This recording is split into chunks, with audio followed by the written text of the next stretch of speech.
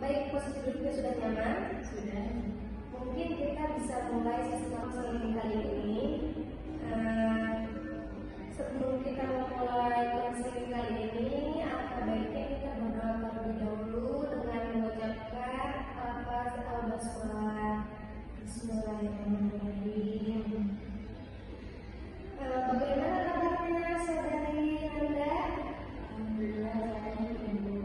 Oke, tadi perjalanan ke sini menuju ke sini menggunakan kendaraan apa? Kalau boleh tahu? Saya menggunakan kendaraan langsung Ibu. Oke, kalau boleh tahu tempat tinggal kamu emang di daerah mana? Daerah Jawa Ibu. Oke, berarti kamu ke sini menggunakan taksi untuk pulang pergi dari rumah ke kampus ya? Apa betul? Iya Ibu. Oke. Baik, di sini kita akan memulai sesi konseling. Jadi, saya akan menyebutkan dulu bahwasanya dalam sesi konseling individual ini ada yang namanya akses kerahasiaan, yang dimana kita akan merahasiakan apa yang diceritakan dari saudari Nanda. Begitupun saya yang mendengarkan, dan ada juga akses keterbukaan. Jadi saudari Nanda tidak perlu ragu atau takut gitu ya, atau menceritakannya. Nah, ada juga akses keterbukaan. Jadi ceritakan saja, tidak perlu ragu. Oke, bisa dipahami? Saya ingin bertanya sebelumnya, saudari Nanda apakah sudah pernah melakukan sesi konseling seperti ini? Sudah pernah Ibu, dari minggu lalu. Tapi hebat sama Ibu. Oh, oke, berarti sama saya beda lagi ya. Iya Ibu. Baik.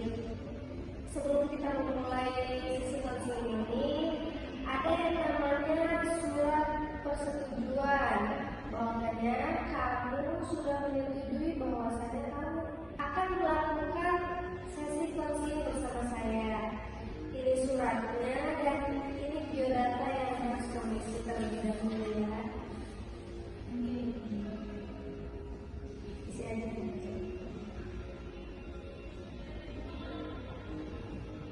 Yang lama ya.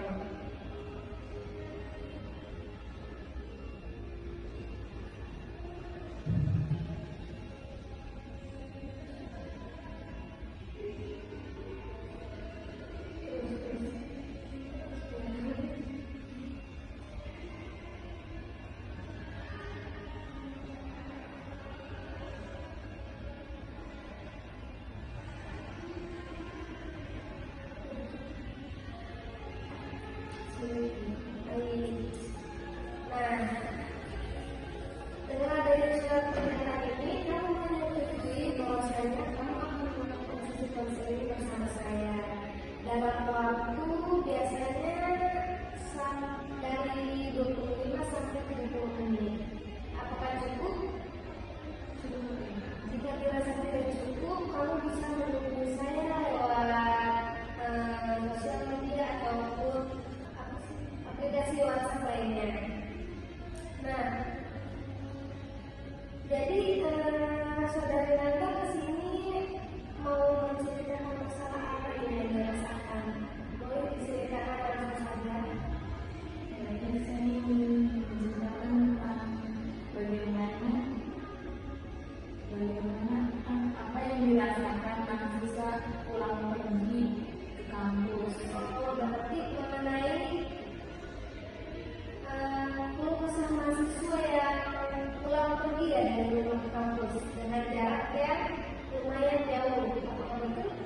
Iya Ibu, betul. Oke, silakan ceritakan. Jadi saya setiap pagi membangun jam 6, terus langsung mandi siap-siap datang ke kampus selama satu setengah jam. Nah, tapi waktu datang ke kampus dosen belum ada, karena sekarang tiba-tiba si dosen itu kayak mengubah jadwal gitu. Terus katanya itu saya sampai di kampus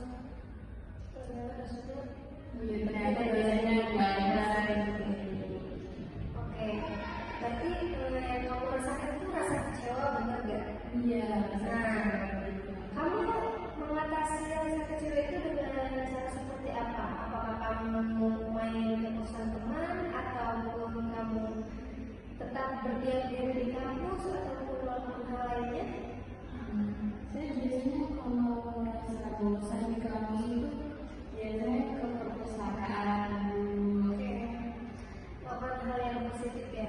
Iya. Jadi biasanya kan sebagai mahasiswa pulang pergi nih, otomatis saya kan pergi dari pagi ya Bu, dari rumah tuh.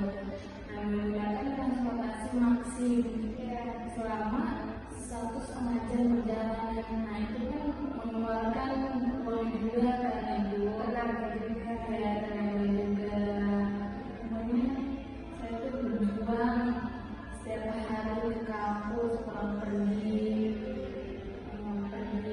jam 6, jam 6 pagi, terus pulangnya jam 6 sore. Kadang juga kayak di sama dosen. Sakit hati ya. Pasti kecewa banget ya, soalnya informasi yang didapatkan itu malah bukan sesuai. Sesuai sama kamu merasa kecewa. Oke, mungkin yang kamu rasain itu lebih ke apa sih, di kurang akurat dalam informasi untuk menuju kampus, benar nggak? Iya. Soalnya kamu merasa dirugikan karena kamu mahasiswa PP yang jaraknya cukup jauh. Oke, selanjutnya ada lagi yang mau diceritakan? Selanjutnya tentang saya setiap datang ke kampus itu biasanya kurang menyampaikan materi, atau enggak kayak dosennya itu nggak ada. Terus habis itu mahasiswa pulang pergi, nah kan otomatis waktu dari rumah ke kampus itu kan nggak tahu ya Ibu ya, nyampe jam berapa. Tinggal aja. Iya benar, atau ketika hujan. Terus saya tuh kadang suka telat, Ibu suka dimarahin dosen. Juga kadang ada dosen yang PHP-in begitu masuk. Terus tapi saya nggak merasa dirugikan. Jadi saya karena adanya kayak waktu luang dosen nggak ada, saya pergi ke perpustakaan untuk baca buku. Bisa dimanfaatkan. Iya, bisa dimanfaatkan dulu. Oke, di sini saya mau bertanya kepada apa kamu merasa tidak senang jika dosen masuk tapi beliau tidak menyampaikan materi dengan secara maksimal? Apa kamu merasa apa biasa saja? Saya masih tidak senang Ibu, karena perjuangan saya sampai ke kampus selama perjalanan lama itu kayak tidak terbayarkan oleh saya dari selesai itu. Berarti kamu merasa sangat kecewa ya, soalnya waktu yang harusnya digunakan untuk belajar malah tidak maksimal untuk mendapatkan materinya. Seperti itu. Iya, iya. Mungkin saran dari saya untuk kedepannya kamu bisa lebih memastikan lagi apakah dosen itu masuk tepat waktu ataukah diganti jadwal untuk masuk di hari lain. Soalnya kamu kan mahasiswa PP ya, jadi untuk meringankan beban kamu juga, biar kamu nggak mengeluarkan biaya berlebih, biar kamu nggak mengeluarkan tenaga yang berlebih. Jadi lebih baik dosennya itu dipastikan dulu dia masuk atau tidaknya. Setelah itu baru kamu bisa mengambil keputusan kamu berangkat atau tidaknya dari rumah. Seperti itu. Saran dari saya. Oke. Masih ada lagi yang mau diceritakan? Sudah tidak. Oke, jadi mungkin kita cukupkan ya soalnya. Oke, mungkin kita cukupkan saja sesi kali ini. Apakah kamu merasa puas? Baik, jika kamu tidak merasa puas, saya tadi kan sudah sampaikan di awal. Kamu boleh menghubungi saya lewat sosial media lainnya. Saya sangat mengapresiasi kamu bahwasanya kamu sudah menceritakan dengan sukarela tanpa paksaan dan harus saya dorong ataupun harus saya paksa kamu bercerita mengenai permasalahan yang kamu rasakan saat ini. Saya sangat mengapresiasi itu. Apakah kamu merasa lega setelah melakukan sesi konseling kali ini? Lega ya Bu. Oke, alhamdulillah ya. Nah,